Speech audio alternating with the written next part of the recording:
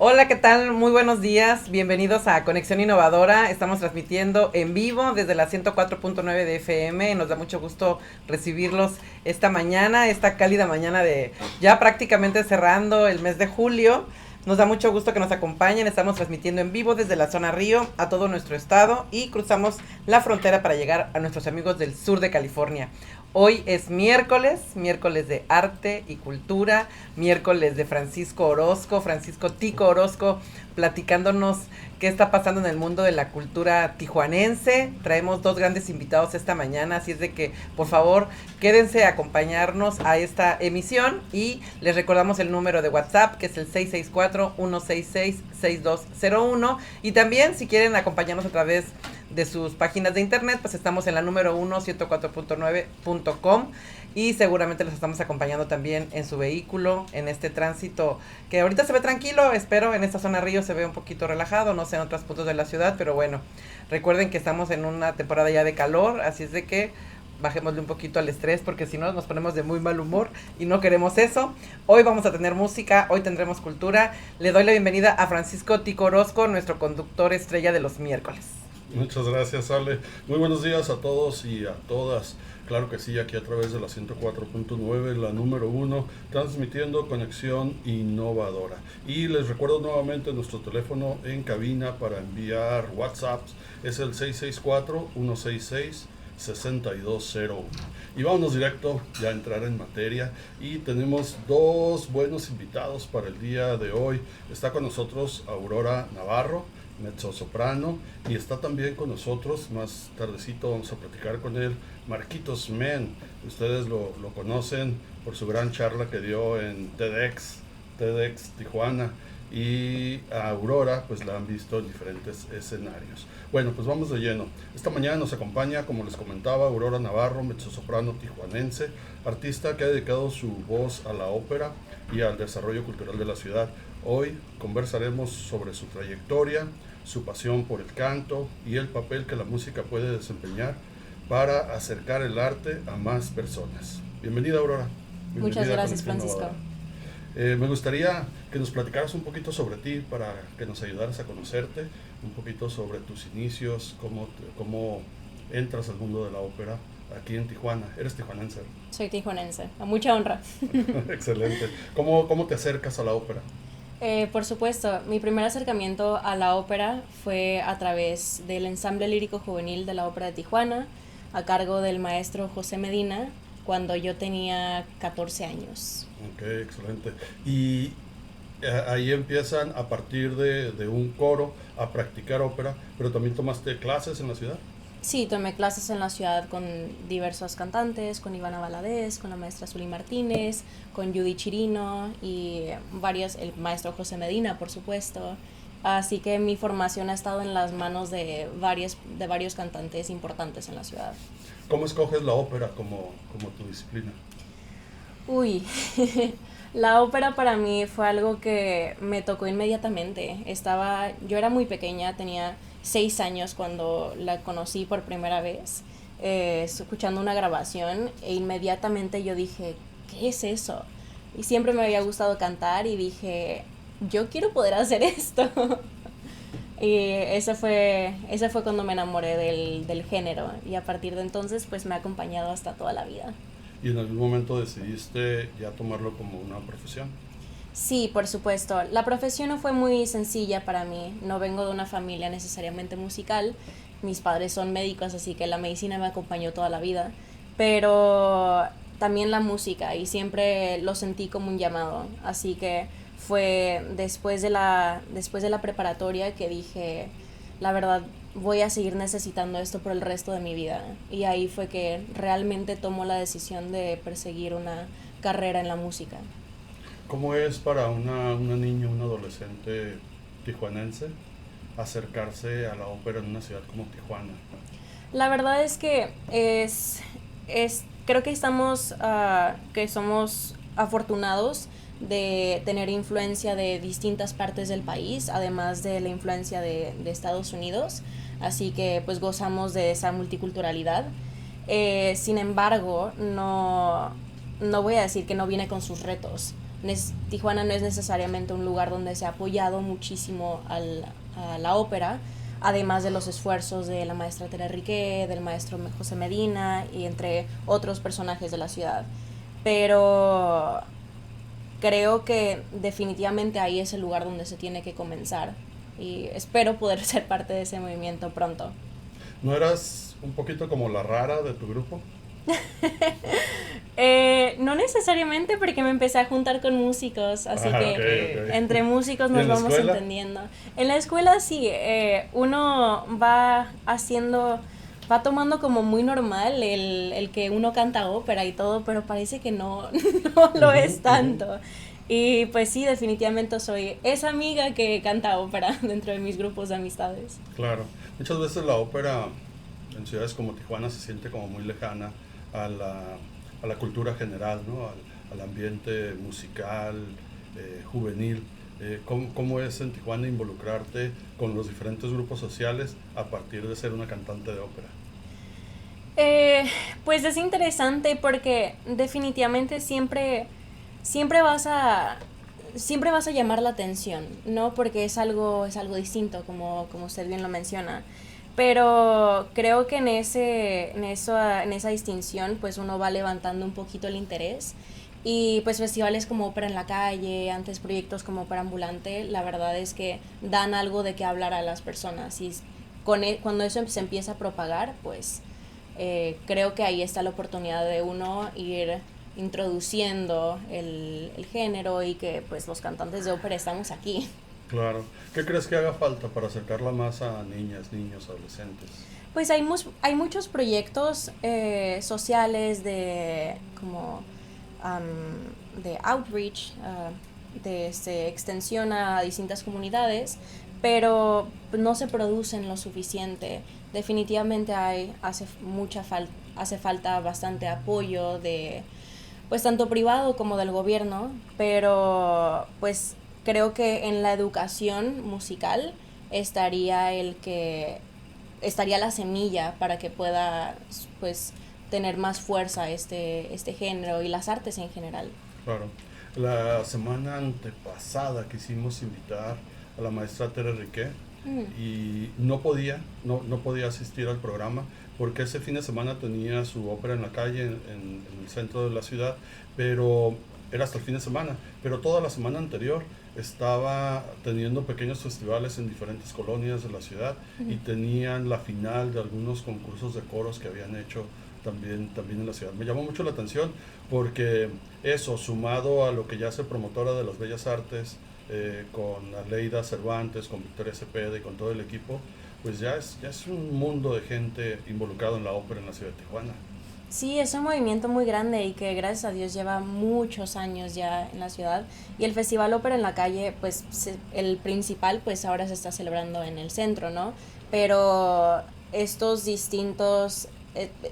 celebración ya se ha hecho mucho más grande en estos distintos puntos de la ciudad. Creo que en el Refugio es una de las ubicaciones, sí. y otras colonias. Y eso es de lo que estoy hablando, eso es lo que se necesita, pero quizás no solo una vez al año, ¿no? Tener un calendario mucho más abierto, que es una producción gigante. Sí, es muchísimo trabajo. Y tal vez eso, haciéndolo más de una vez al año, permitiría pasar del evento de moda, del evento para estar a algo que ya se consuma habitualmente, ¿no? Sí, una continuidad es sumamente necesario y nuevamente, o sea, recalco la educación musical es donde empieza todo y pues también tiene un beneficio gigante a la sociedad, así que... Ya conocimos un poquito el contexto en Tijuana de la ópera, pero no hemos conocido mucho de ti.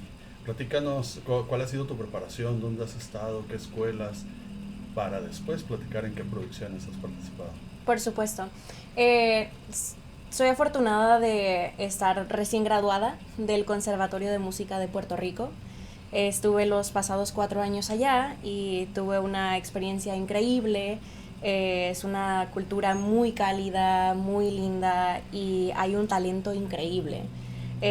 Soy muy afortunada también de haber traído una parte de México para la isla, Pero ahora voy a continuar mi educación en la ciudad de Boston, en el Conservatorio de Boston, en Berkeley, para hacer una maestría en pedagogía vocal. Excelente. Terminaste tu licenciatura, ahora vas por la maestría y mientras tanto en los escenarios te ha tocado participar en alguna producción. Sí, por supuesto. Bueno, aquí en Tijuana la última producción que hice fue en L'Elisir d'Amore, que la dirigió el maestro Medina, y también dirección musical de Alfredo Sorichetti. Y en Puerto Rico también tuve la oportunidad de presentar Cendrillon, que es una ópera basada en La Cenicienta, de Pauline Viardot. Y el año pasado también fui parte del elenco de un festival que se llama el Festival Casals, muy importante para la isla, en una ópera que se llama Aina Damar, de Osvaldo Golijov, basado en la vida de Federico García Lorca. Aurora, ¿por qué Puerto Rico? ¿Qué es lo que te atrajo o por qué la oportunidad de un país como Puerto Rico para seguir tus estudios? Claro, la verdad es que yo tuve una conexión directa con una maestra puertorriqueña aquí en Tijuana. Okay. Y ella ya no está en la ciudad, desafortunadamente, se llama Laura Reyes, pero ella fue mi conexión con Puerto Rico. Después de eso conocí a otros cantantes de la isla y nuevamente quedé sumamente impresionada con la gran cantidad de talento y este sí, o sea, que hay hay una en la buena isla. escuela en la isla. Sí, la verdad que el Conservatorio de Música de Puerto Rico, y está avalado por el sistema de conservatorios de Estados Unidos, Okay. es buenísimo. Si queremos introducirnos en el consumo de ópera, en el placer de consumir ópera, ¿cuáles son como las óperas por las que tendríamos que empezar? Yo siempre recomiendo comenzar con Puccini. La ópera nace en Italia y el, yo diría la Bohème, definitivamente. Es una historia muy bella, hay pasión, hay festividad, hay cultura, pero la música de Puccini es bellísima, tanto en la orquesta como en la voz, y es una introducción increíble. Más allá de eso, diría la Traviata de Verdi, por supuesto. Eh, como se pueden dar cuenta, me gusta la ópera italiana. También mencionaría las óperas de Strauss, quizás, o la opereta, quizás Die Fledermaus, podría ser El Murciélago. Excelente. Pues nos dejó tarea, ¿no? Hay que escuchar algunas de estas piezas. Pues sí, hay que irnos educando con estas obras, ¿no? Por supuesto, no se van a arrepentir. Durante una temporada yo le ponía a mi hijo ópera en los trayectos de Tijuana y un día nos dimos cuenta pues que ya había escuchado como 5 o 6 óperas completas. Entonces cuando lo comenté con un amigo me decía, bueno, pues tu niño ya escuchó más ópera que yo. ¿Y le gustó?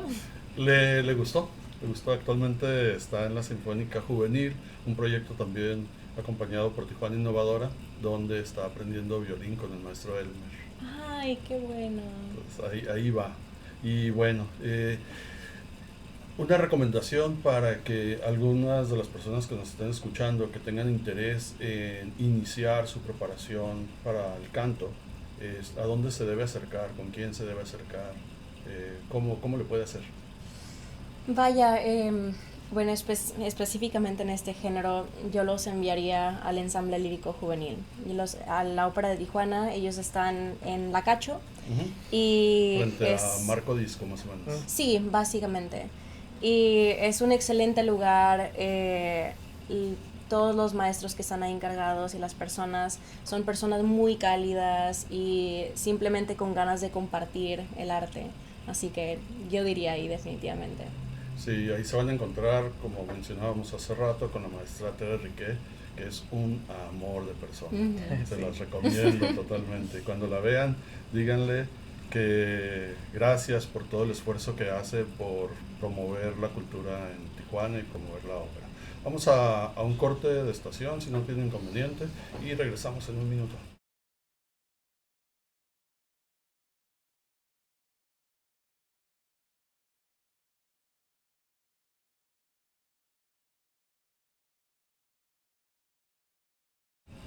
Bueno, pues les recordamos que Conexión Innovadora es un programa de Tijuana Innovadora, organización sin fines de lucro, fundada por señor José Galicot.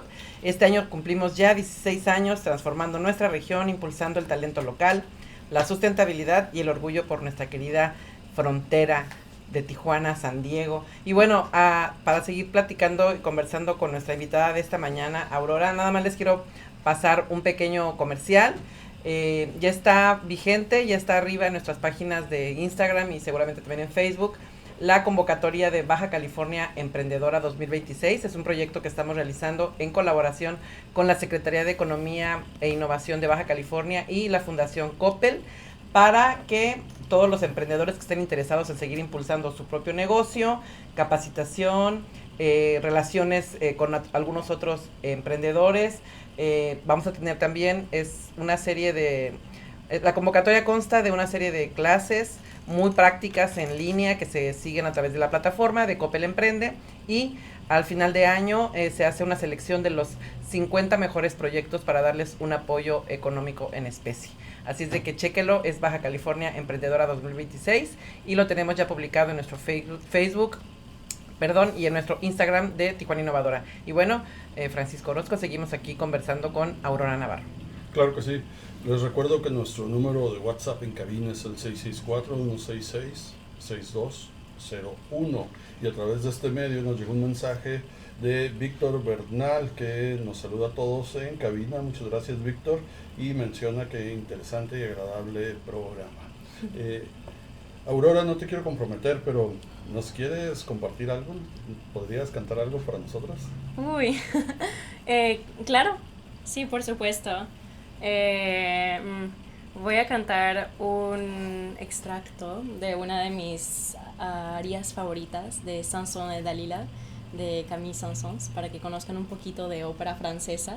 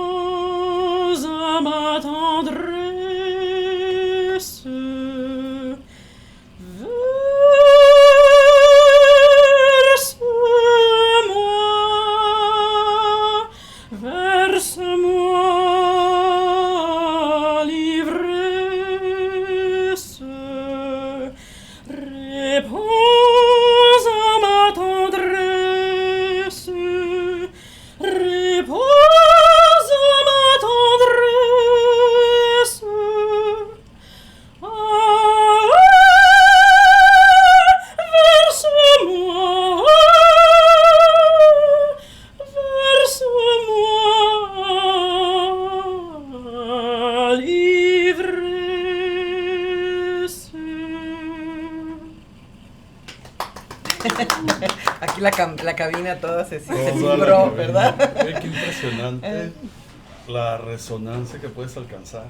Sí, la ve uno, bueno, quienes no nos pueden ver, obviamente, es una jovencita, pues, menudita, y de repente le sale una voz potente. Gracias. Muchísimas gracias, Aurora. Un placer. Fue un gusto tenerte en cabina y poder compartir estos minutos contigo. Cuando tengas algo que compartir con el público, algo que anunciar, con toda confianza, acércate a nosotros y aquí están estos micrófonos para ti.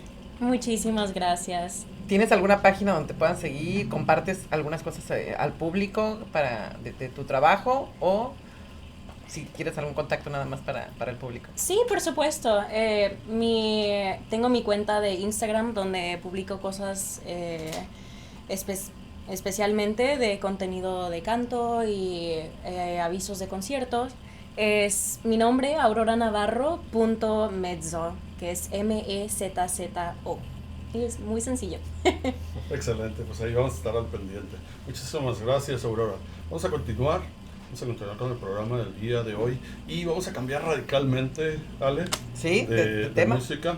Antes de irnos con la charla con Marquitos Men, que ya está por aquí en cabina, vamos a escuchar algo también de música tijuanense, pero de música tijuanense de los 60, 70, aquí en la ciudad de Tijuana. Hoy quiero recordar a una banda que formó parte del patrimonio musical de nuestra ciudad, Peace and Love. Aunque muchas personas la relacionan únicamente con el Festival de Avándaro de 1971, su historia comienza aquí en Tijuana, una ciudad fronteriza donde el intercambio cultural, como lo platicábamos con Aurora, con Estados Unidos, dio origen a un sonido diferente, atrevido y profundamente innovador. Peace and Love mezcló rock, blues, jazz, metales y ritmos latinos cuando casi nadie lo hacía en México. Fueron pioneros y ayudaron a construir lo que muchos conocen como el sonido Tijuana. Esto es Latin Feeling.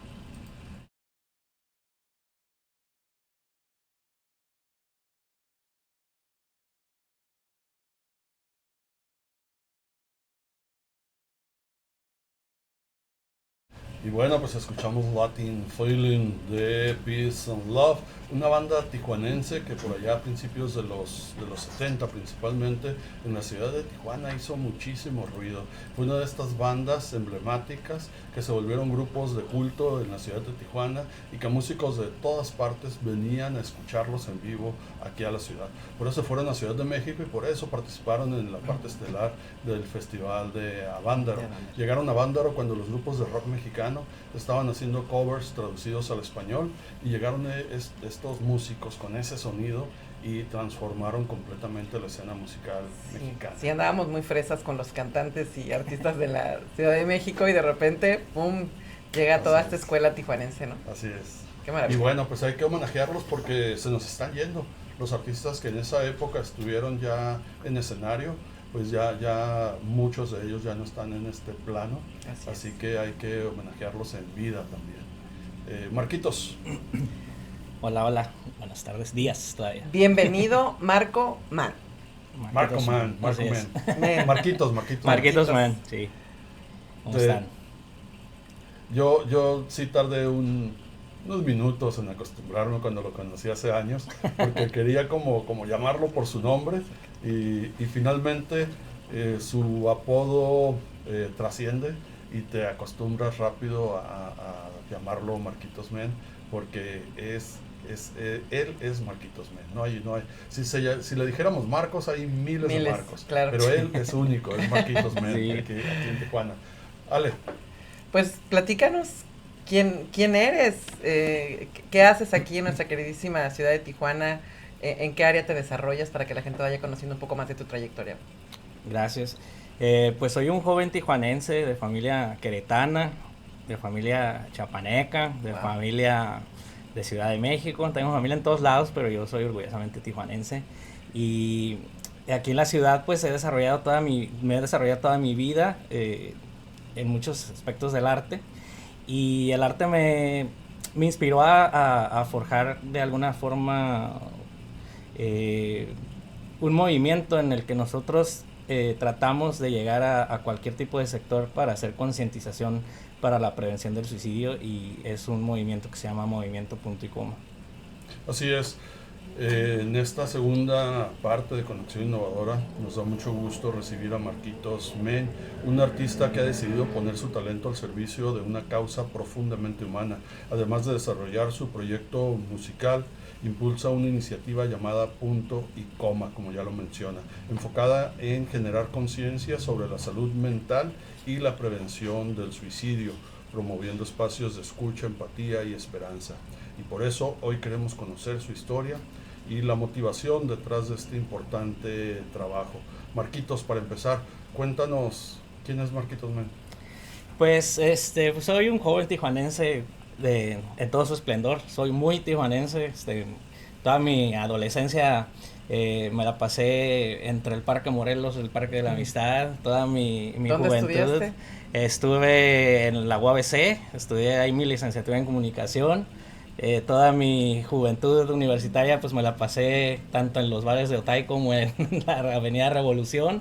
Y pues todo este acercamiento que yo tuve con el arte pues me hizo compartir y una Tijuana muy viva, una Tijuana llena de arte, de personas que pretenden ser un agente de cambio. Y yo creo que todo eso concretó en mí esta forma de pensar en la que una situación que desafortunadamente tuve que atravesar en mi vida pues me hizo tomar conciencia de una problemática tan fuerte y tan desorientada, tan desinformada, tan estigmatizada como es la prevención del suicidio.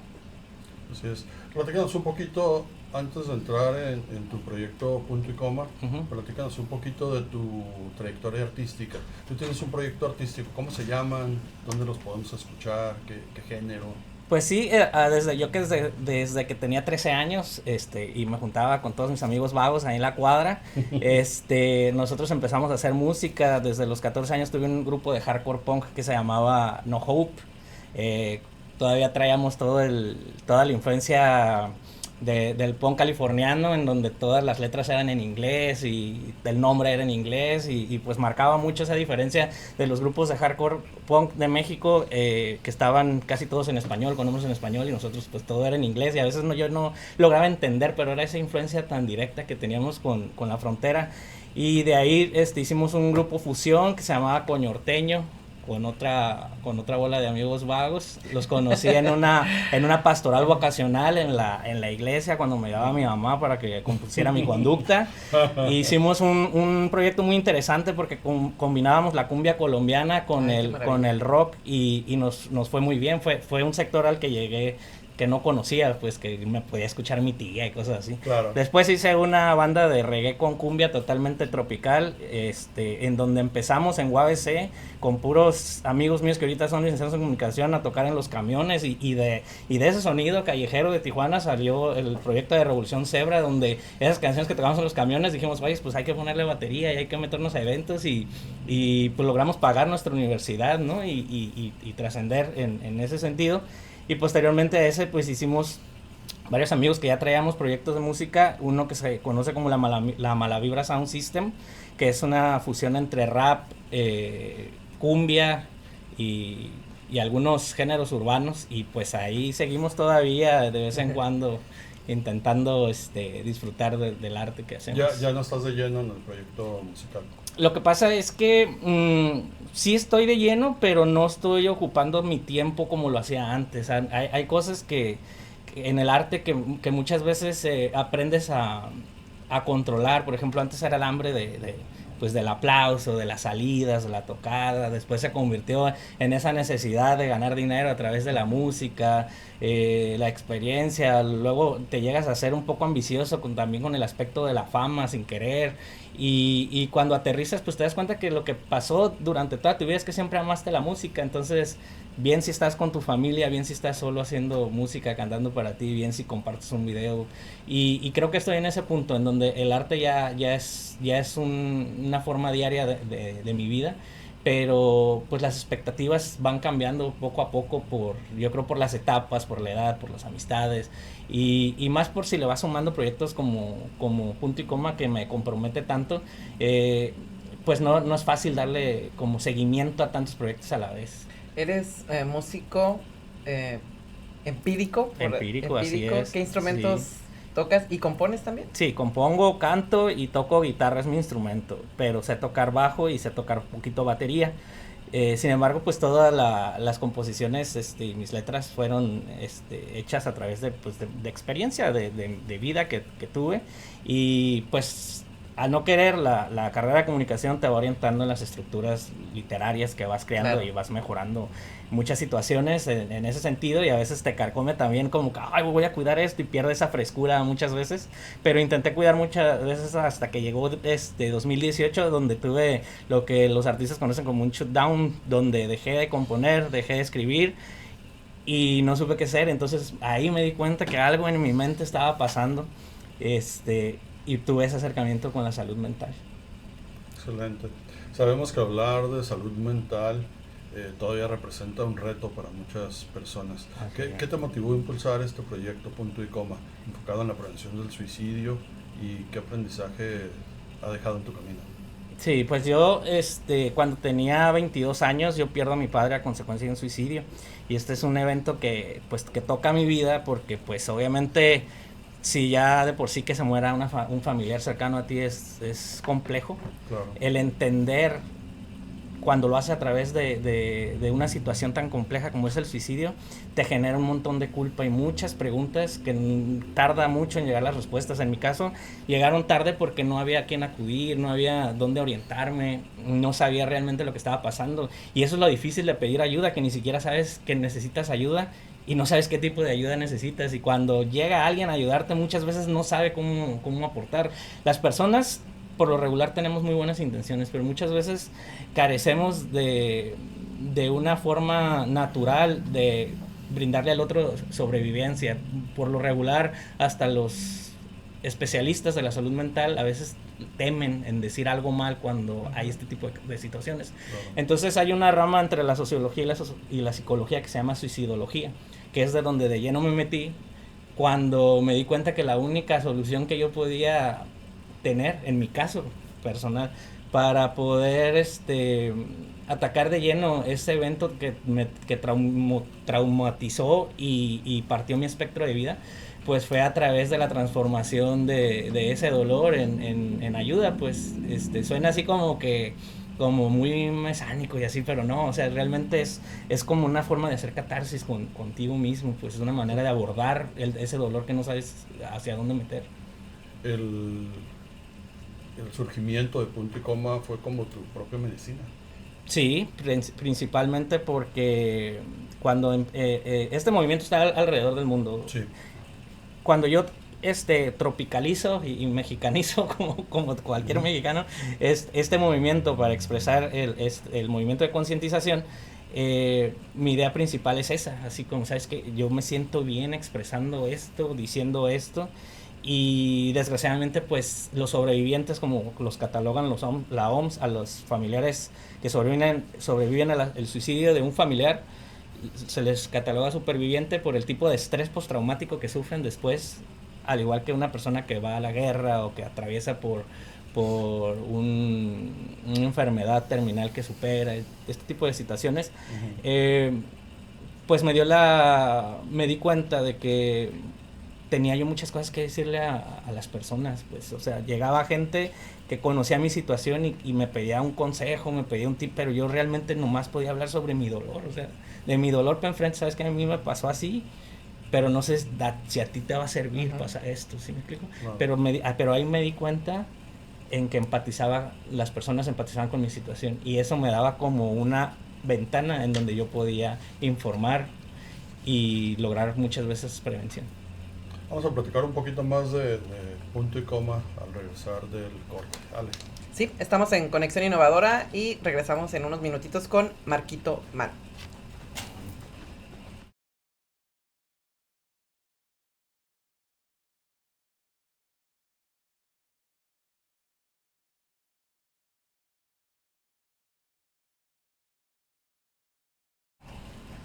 Bueno, pues seguimos aquí en la conversación en Conexión Innovadora.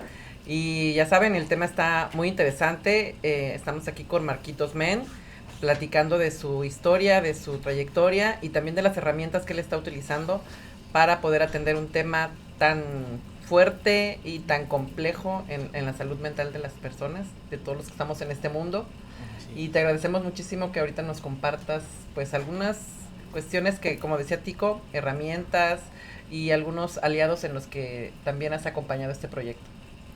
Sí, no, pues muchas gracias a ustedes por invitarme, porque la verdad es de que en este tipo de temas es muy difícil que haya una voz pues al respecto. De hecho, cuando tú te metes de lleno a verlo, o sea, un análisis didáctico de las situaciones en suicidios, la mayoría de las veces es porque no hubo una expresión, no hubo una voz por parte de las víctimas que pudiera expresarse, ¿no? Uno se expresa y lo primero es el prejuicio, el juicio, ¿no? Se está haciendo la víctima, no, si lo quiere hacer ya lo va a hacer, si va a pasar, y pues realmente el suicidio es la única causa de muerte 100% prevenible.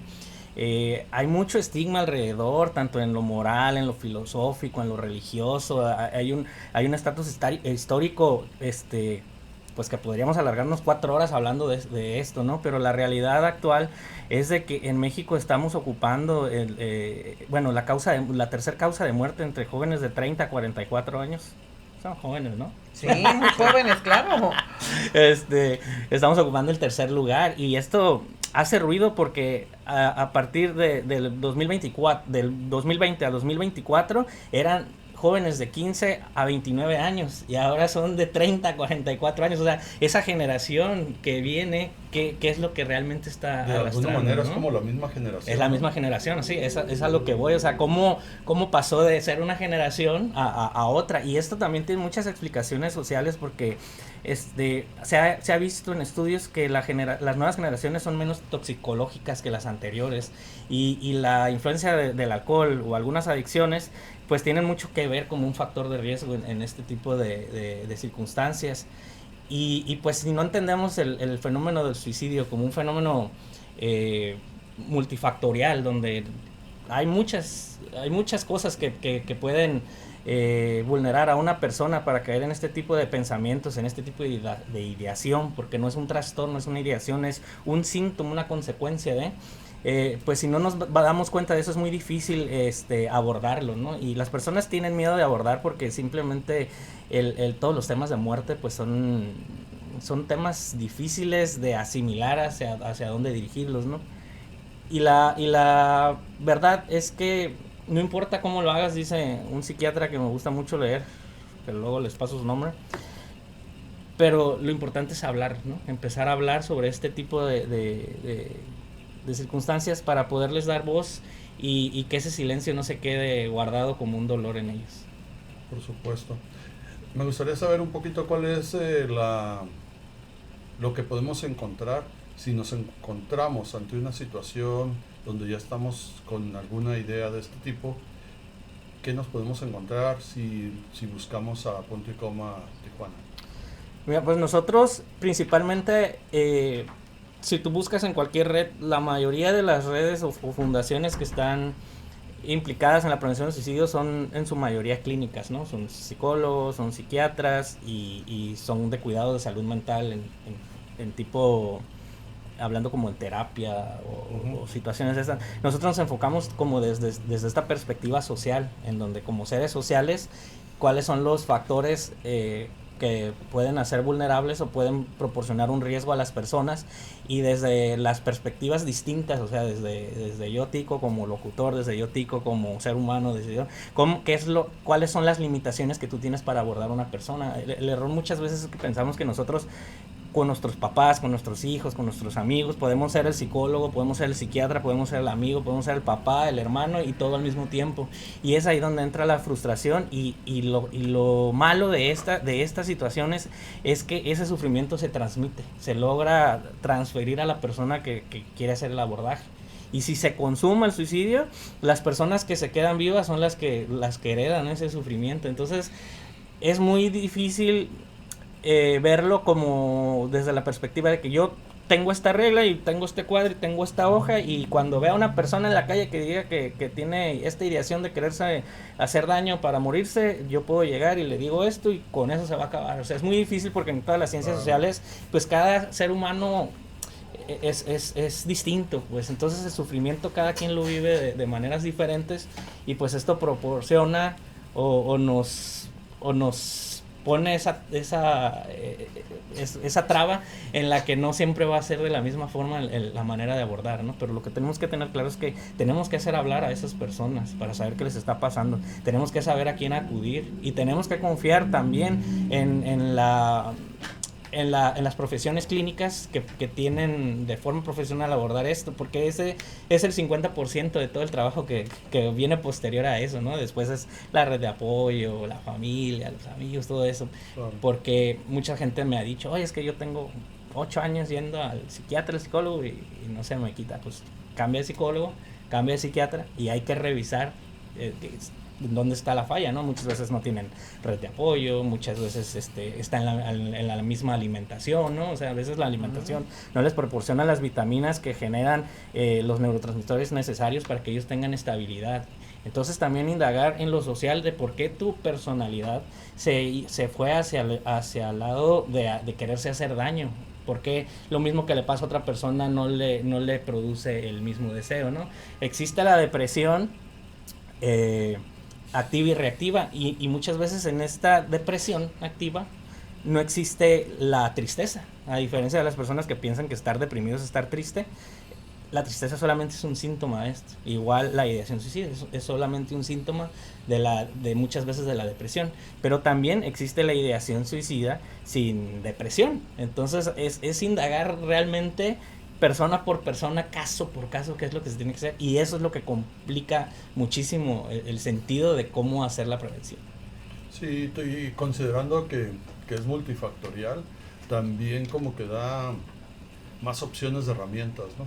Porque puede ser desde la salud física incluso, puede ser un tema hormonal, que nos están generando la suficiente cantidad de hormonas, serotonina, etcétera, o puede ser un pensamiento ya muy clavado en tu mente que no ha sido abordado de manera adecuada, ¿no? O el medio ambiente. El medio ambiente también. O sea, ahí son muchísimos elementos, ¿no? Sí, en suicidología lo dividimos en tres principales, ¿no? Que es el biológico, que tiene mucho que ver, que si eres hombre, la edad que tienes, la situación física en la que te encuentras, todo este tema. La psicológica, que tiene que ver con todo el sentido conductual. Y por último, el ambiental, que tiene que ver con todo tu entorno. Entonces, a la hora de nosotros intentar cubrir y abordar a una persona con ideación suicida, se tiene que hacer de esa forma como la comentas, de una manera integral. Entonces, todo suma, todo sirve, porque aquí pones a contrarrestar los factores de riesgo contra los factores protectores. Y aquí es donde las personas pues toman esa voluntad. Las personas que nos dedicamos a la concientización y al abordaje y a este tipo de temas, tenemos que saber fungir como espejos. Muchas veces yo recibo mensajes, ¿no? Así bonitos de que no, que gracias a ti, tú me salvaste, pero es porque son agradecidos nada más, pero realmente las personas se salvan a sí mismas. Nosotros nada más somos un espejo en ese momento de sesgo que ellos tienen, para que se den cuenta de las alternativas que no alcanzan a ver por la distorsión de la realidad en la que se encuentran pasando en la crisis emocional que llegan a tener. Entonces ese es el tema, aprender a ser espejos, a ser un reflejo de las alternativas que la vida muchas veces da y no alcanzamos a visualizar. Quienes estén interesados en informarse o en abordar un poco más esta temática, Marquitos Men, ¿qué les recomiendas? ¿Qué páginas consultar? ¿En dónde investigar? ¿En dónde informarse de manera correcta sobre este tan importante tema? Ahorita, por ejemplo, en redes, cada que pones la palabra suicidio, cada que pones la palabra depresión, ansiedad, cualquier red te enlaza a un número o a una página de información, de ayuda, y hay muchas fundaciones aquí en México a las que pueden acudir en cualquier parte de la República. Hay muchas personas que en su mayoría yo he visto que están creadas por personas como yo, que son sobrevivientes al suicidio de algún familiar, y hay muchas instituciones, en su mayoría clínicas. Hay algunas pocas como la nuestra, que es una fundación, una asociación sin fines de lucro, pero con un perfil social. Y pues yo los invito que si buscan información, pues pueden contactarnos a través de las redes, como Movimiento Punto y Coma, en cualquiera de las redes que sea de su interés, y nos pueden contactar a través de la página www.project_, donde pueden encontrar las diversas partes en el mundo donde hay, ¿no? O sea, pues si les interesa en español en México, pues se van a topar conmigo por ahí. Pero ahí pueden ustedes consultar cualquier información. Se reparten libros, nosotros hacemos campañas, vamos a escuelas. Acabo de terminar un libro de prevención, y pues estamos en esto, estamos programando una gira donde vamos a estar en varias escuelas, porque dejé de hacer esto porque también es muy cansado, y quiero decir esto para las personas que nos están oyendo. La verdad es que trabajar o abordar a alguna persona, sea tu amigo, sea tu familia, es algo sumamente complejo y cansado. Si alguien que me está escuchando está pasando por una situación como esta, o está abordando a alguien así y se siente desesperado y cansado, quiero decirles, una, que no están solos, y dos, que es totalmente normal que sea así de cansado, porque las personas en crisis son personas complejas de entender, son personas difíciles, y el que tú sientas ese cansancio, el que tú sientas a veces esa desesperación no te hace mala persona, simplemente esta situación es la difícil, no la persona. Claro, claro. Y, y la falta de herramientas te hace tener incertidumbre sobre si estás haciendo lo correcto y cómo lo estás haciendo, ¿no? Seguramente, o tal vez haya alguien pasando por un momento difícil entre nuestros radioescuchas. ¿Cuál sería tu mensaje para ellos? Principalmente el que busquen ayuda. Siempre, aunque no conozcan a una persona cercana, siempre hay personas dispuestas a brindar este tipo de apoyo. Siempre hay que tener números de emergencia para poder saber canalizar.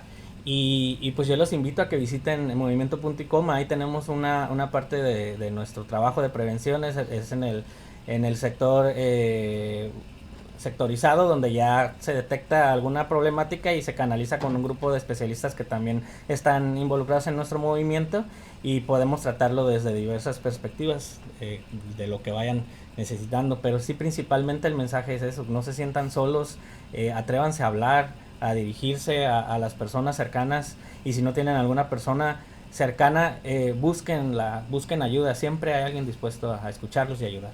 Marquitos, es muy... nos hemos dado cuenta, porque hicimos hace 2 años un estudio que se llamó Reimaginando Tijuana, que fue una consulta ciudadana que estuvimos pues yendo a diferentes espacios para hacer unos talleres de consulta de cómo querían mejorar su ciudad, qué querían hacer por Tijuana, y nos llamaba muchísimo la atención que sobre todo en las escuelas a nivel preparatoria y universidad, el tema de la salud mental era un tema prioritario.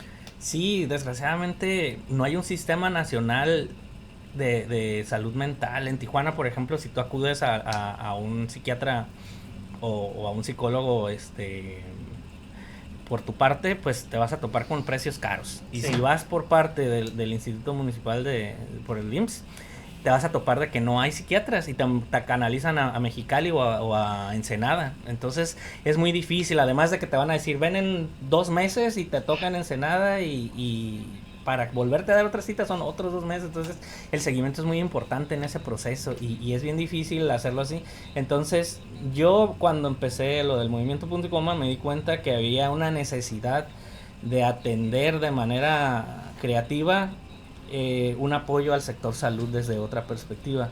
Entonces eso es lo que pretendemos, ser creativos en la hora de sumar, porque hay muchas personas, hay más personas que me contactan para apoyar que las personas que me contactan para decir que se sienten mal. Entonces eso habla de que hay muchas personas conscientes y que se puede contrarrestar, nada más que mucha gente pues tiene miedo de hacer o decir algo mal en este tipo de temas. Tico, estaba escuchando por ahí algún mensaje Estoy escuchando audios que nos están llegando por vía de WhatsApp, y una persona que no dejó su nombre, Omar nos comenta que él opina que las nuevas generaciones son débiles, que las nuevas generaciones están acostumbradas a no recibir un no como respuesta. ¿Y tú qué opinas de eso, Marquitos? En este tipo de situaciones de salud mental, en todas, y sobre todo en la ideación suicida, no tiene nada que ver con valentía o debilidad. Pudiera parecer, pero no tiene nada que ver, porque la debilidad o la valentía son virtudes, y cuando una persona tiene alguna crisis y se sesga emocionalmente, esos sesgos no te dejan ser quien verdaderamente eres. Entonces no tiene nada que ver con la valentía ni con la debilidad, porque son situaciones en las que no entra de ninguna forma pues este sistema conductual, porque está sesgado. Es una crisis donde hay factores que invaden la manera en la que tú tienes que actuar realmente, pues así. Claro. Sí, estoy de acuerdo.